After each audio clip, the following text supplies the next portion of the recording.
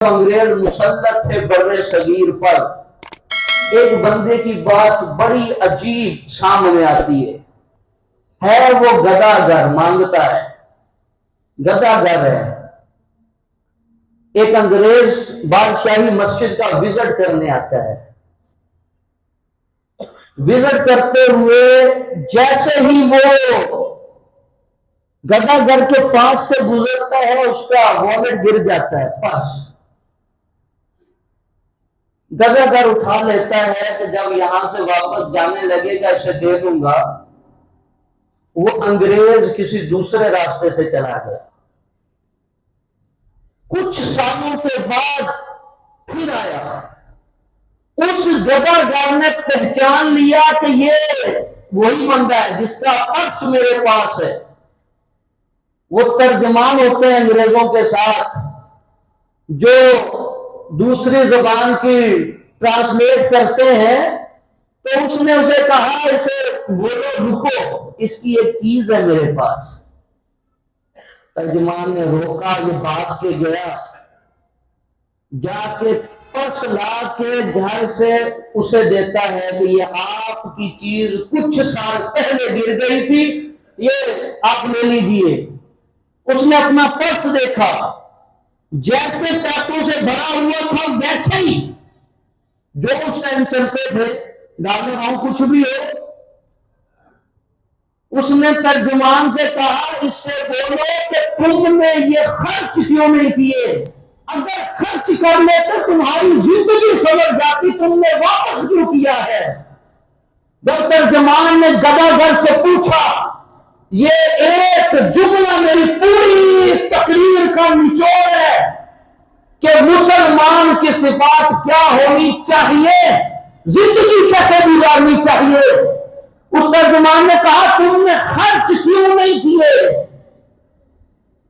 جب پوچھا اس نے کہا بات صرف اتنی ہے، یہ عیسائی ہے جس کا والٹ گرا تھا، میں محمدی ہوں، محمد صلی اللہ علیہ وسلم کا ماننے والا ہوں۔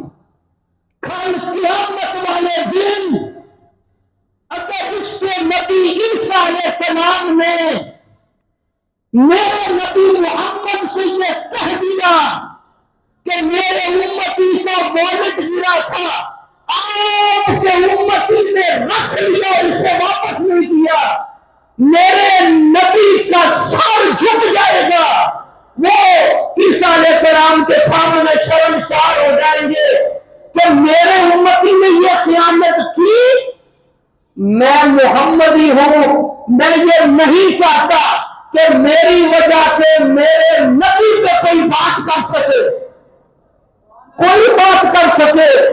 مجھے پتا ہے کل امتی کھڑے ہوں گے، حساب و کتاب ہو رہا ہوگا، یہ کہا جا رہا ہوگا یہ آپ کے امتی خائن ہے، خیانت کرتے ہیں، یہ آپ کے امتی سود کھاتے ہیں، آپ کے امتی شراب پیتے ہیں، آپ کے امتی زنا کرتے ہیں، آپ کے امتی اللہ کے حکموں کو توڑتے رہے۔ مجھے بتاؤ وہ نبی جو قبروں میں سب آنسو بہاتا رہا، وہ نبی جو ہمارے لیے رب کی بارگاہ میں تڑپ تڑپ کے کہتا رہا، حضرت قاسم بن عباس کہتے ہیں میں وہ آخری بندہ ہوں جو حضور کی قبر سے آخری وقت باہر آیا تھا۔ میں جب قبر سے باہر آ رہا تھا میں نے دیکھا میرے نبی کے ہونٹ ہل رہے ہیں، ہونٹ مبارک ہل رہے ہیں، میں نے کان لگا کے سنا تو اس وقت بھی آواز آ رہی تھی ربی ہب لی امتی، میرے مالک میری امت کو بخشے۔ مجھے بتاؤ ہم نے ان آنسوؤں کی کیا قدر کی، ان جملوں کی کیا قدر کی، ان سجدوں کی قدر کیا یہ شراب کی بوتلیں ہیں، ان سجدوں کی قدر کیا یہ نمازیں چھوڑنا ہے، ان سجدوں کی قدر کیا اللہ کے حکموں کو پامال کرنا ہے، کیا ان آنسوؤں کی قدر یہ اللہ کے حکموں کو علل اعلان توڑنا ہے، کیا ان آنسوؤں کی قدر اس نبی کے ایک ایک سجدے کو اپنی خطاؤں سے دور کرتے جانا اور اس سجدے کی قدر نہ کرنا، کیا یہ ہم نے قدر کی اپنے نبی کی آنسوؤں کی، کیا یہ قدر کی اس نبی کے سجدوں کی؟ کیا یہ قدر کی اس نبی کے دعاؤں کی کہ آج ہم میں سے کوئی بھی اپنے رسول کا سچا امتی بننے کے لیے تیار نہیں ہے. باتوں تک تو ہے لیکن میں کیا کہوں، اپنے بھی خفا، مجھ سے بیگانے بھی ناخوش کہ میں زہر حل کو نہ کہہ سکا کبھی کنت، نہ ابلائے مسجد ہوں نہ تہذیب کا فرزند. بات وہی کہتا ہوں سمجھتا ہوں جسے حق. بے حق تو بولیں، سچ تو بولیں، اپنے اوپر حق اور سچ کو نافذ تو کریں. ہم کہتے ہیں نظام مصطفیٰ قائم ہونا چاہیے، پورے ملک میں تو نظام مصطفیٰ چاہتے ہیں، اپنے یہ 5-6 فٹ کے وجود پر نظام مصطفیٰ نہیں چاہیے. اپنے اس وجود پر مصطفیٰ کا نظام آج سمجھنے کا وقت ہے اور سمجھنے کا. یہ وقت گزر جائے گا پھر کیا فائدہ. جب چڑیاں چگ گئی کھیت، پھر آنکھ جب بند ہوگی تو حقیقت نظر نہیں فرماتے لوگ سوئے ہوئے ہیں. جب مریں گے تو جاگ جائیں گے. ابھی سو رہے ہیں، جب مریں گے تو جاگ جائیں گے. ابھی وقت ہے جاگنے کا.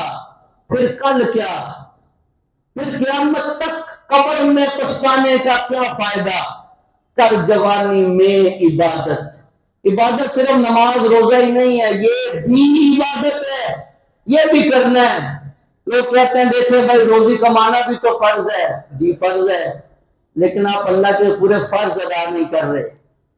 صرف روزی کمانا ہی فرض نہیں ہے، اللہ کے جتنے فرض ہیں سب پر عمل کرنا ایک کامل مومن کی نشانی ہے. کر جوانی میں عبادت کاہلی اچھی نہیں. جب بڑھاپا آ گیا کچھ بات بن پڑتی نہیں. ہے بڑھاپا بھی غنیمت جب جوانی ہو چکی. یہ بڑھاپا بھی نہ ہوگا موت جس دم آ گئی. اللہ مجھے اور آپ کو سچی توبہ کی توفیق عطا فرمائے. صلو علی الحبیب.